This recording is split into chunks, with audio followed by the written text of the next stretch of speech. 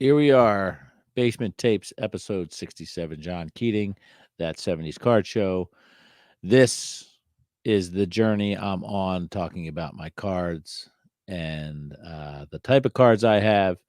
We're in the 50s. And of course, we talked about rock stars like Elvis Presley. We talked about Western stars and Roundup. We talked about football players and baseball players in 56. We've seen flags. We'll see more presidents, all sorts of stuff. But the fascination that's happening right now in 1956 has to do with the things above us and looking up to the sky. We're traveling more. We're flying in airplanes. We're thinking about taking over the universe and going universal, not just global, with our brand. And what that means is we need to start thinking about airplanes and helicopters and blimps and all sorts of contraptions going on above us, taking us to places in our imagination and in real life where commercially we're flying across the country, of course. And astronauts are being groomed. Test pilots are flying airplanes in the desert with real world and real life consequences and shaping the future of commercial travel, military aviation, I guess, and exploring and all that stuff. So there's lots of stuff's happening at once. Everybody's in a race to get up in the air and to do crazy things and to test their hypotheses uh, and gather some real world data that probably usually meant that people were dying and stuff like that. But anyway, a lot of that we learn about in The Right Stuff movie. I highly recommend. But let's right now talk about the 1956 Topps Jets. Uh, I have 48 of these cards, and we will talk a little bit about this as we go. It says, according to Beckett, let's see here. Let me get out of here. According to Beckett, there's 240 of these cards, total value $5.99, average value $2.50. A set of these will cost you between $400 and $800. That's pretty steep, if you ask me. But realistic, because these are hard to find in a total set. And as we might find out here, some information, the R707 from Dash One from the American Card Catalog, black and white photos, nice little borders on the bottoms.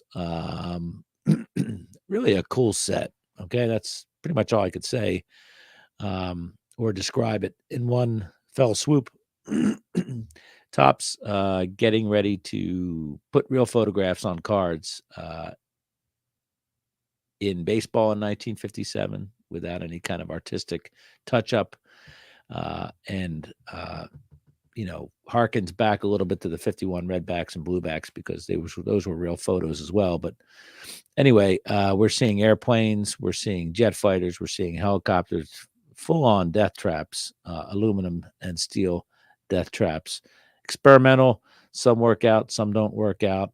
Let's learn a little bit about the trivia side of this. These are 2 inches by 3 inches, these cards, so they're a little bit smaller. Maybe that's Topps testing the waters there as well.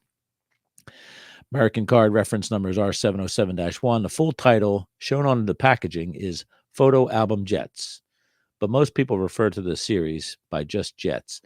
Cards are split into Spotter Series and Plain Facts, each with its own album. Cards 1 through 120 were distributed at double the frequency of cards 121 through 240. The packaging is a nice black, red, and kind of off-white theme photo album. There's one depicted that has a chap's name with his address right there, so you can call dibs on it. Does have that nice TCG logo on there that we see in the non-sports stuff. A picture of a cello pack there, and front and back. And the hobby box looks like all the other non-sports hobby boxes, an educational hobby for boys and girls. Black and white 1-cent wrapper for fighter planes and a 5-cent wrapper photo albums, jets, fighters, bombers, rockets, and contains 1 slab of bubble gum with plus picture cards. Of course, gum-based sugars, corn syrups, flavor, and U.S. certified color. Official Jets photo album, space for 120 pictures plus checklist of complete series. Ask your retailer or send 15 cents to Jets, Box 100, Brooklyn 32, New York. So the wrappers are nice little kind of nice little design for the time, retro as they would say these days, but certainly very appealing to the eyes. So let's get to the gallery here if we can. I see lots of black and white cards, again, 2 inches by 3 inches, and all sorts of experimental aircraft that never quite make it. Death traps. Look at the Hiller YH-32. I like to say that the Goodyear blimp makes its debut on a trading card. I could be wrong, but there are plenty of Goodyear blimps in this set. We're looking at the ZP-2N-2 U.S. Navy blimp from Goodyear, the Convair Samaritan U.S. hospital plane, Piasecki H-25A U.S. helicopter, the Chinooks, all sorts of double-winged, single-winged jets, propellers, all sorts of helicopters, just crazy, crazy stuff. There's a formation of the Swedish trainer, Lockheed XFV-1 U.S. fighter. Let's read about card 65, the Lockheed XFV-1 U.S. vertical takeoff fighter.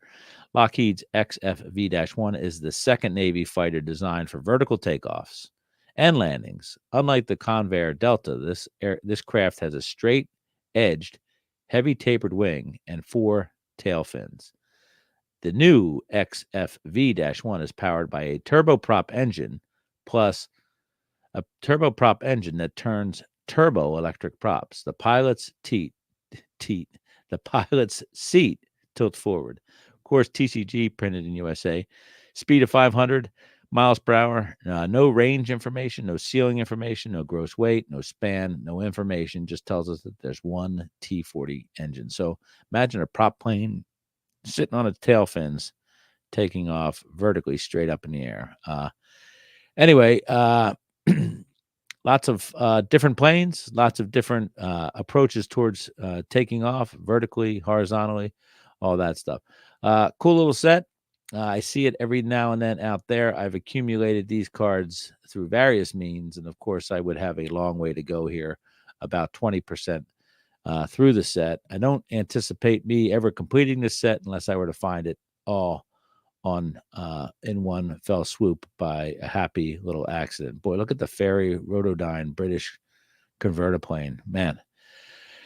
Anyway, cool little sign of the times, as Prince Rogers Nelson would say, and kind of where we were in the mid-50s, opening our imagination to the travel in the skies and thinking beyond what is already known to mankind. Thanks.